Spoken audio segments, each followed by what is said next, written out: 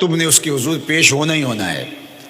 اس کے حضور جانے سے تم بچ نہیں پاؤ گے، چھٹکارا نہیں، رستگاری نہیں. ایک ایک عمل کا تمہیں حساب دینا ہوگا، ایک ایک حرکت اور ایک ایک سکنت تمہاری تشت ازبام ہوگی. تمہارا پوشیدہ اور مخفی عمل قیامت کے دن سامنے آ جائے گا. اللہ اکبر. یہ قرآن ہے، یہ کوئی فرضی کہانی نہیں ہے. انہ لقول فصل وما هو بالہزل. فرمایا یہ قول فیصل ہے، یہ طے شدہ حقیقت ہے، یہ امر واقعی ہے. یہ کوئی مذاق نہیں ہے کہ یوں ہی کوئی کہانی بیان کر رہا ہے. یہ سب کچھ ہونے والا ہے، یہ اپنی آنکھوں سے تم دیکھو گے. آج انکار کرو یا اقرار کرو، تمہیں کھلا موقع دیا ہے. حتیٰ کہ تم کافر بن کے زندگی گزارنا چاہو، نمرود بن کے جینا چاہو، فرعون بن کے جینا چاہو، حامان بن کے جینا چاہو، ہم تجھے دنیا پہ موقع دیں گے. لیکن یہ نہیں ہے کہ جب زندگی کی بساط لپیٹے گی پھر کام ختم ہو جائے گا. نہیں، یہ تمہیں ہمیں فرصت دی ہے، پھر ہم نے تم سے حساب لینا ہے. ایک ایک عمل تمہارے سامنے آئے گا. اللہ اکبر. ذرا غور کیجئے. فآمنوا باللہ، تو بہتر ہے کہ اللہ پر ایمان لاؤ. اس کے حضور تو تم نے آنا ہی آنا ہے.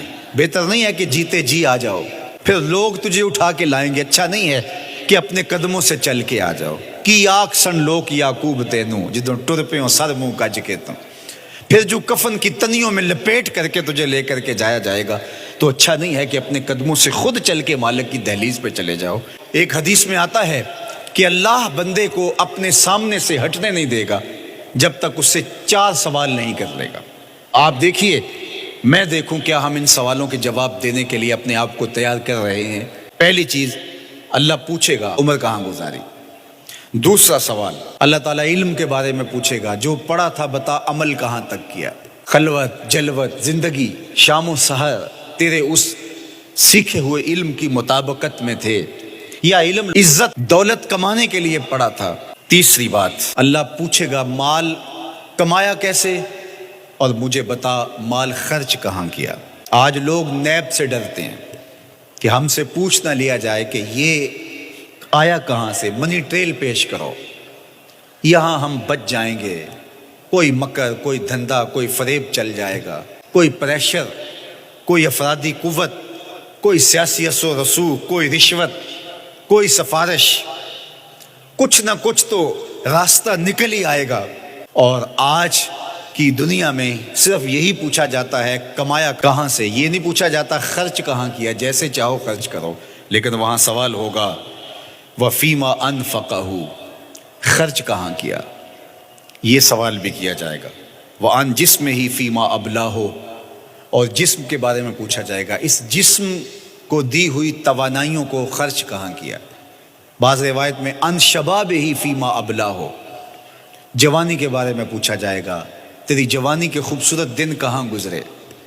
مجنو بن کے چوکوں میں کھڑا تو نہیں رہا، پارکوں کے گرد پروانوں کی طرح گھومتا تو نہیں رہا، تیری نظر بدکاریاں تو نہیں کرتی رہی، اپنی خواہشات کا غلام بن کے زندگی تو نہیں گزاری، تیری ساری رات 4 انچ کی سکرین کے اوپر بدکاریاں کرتے بسر تو نہیں ہوئی.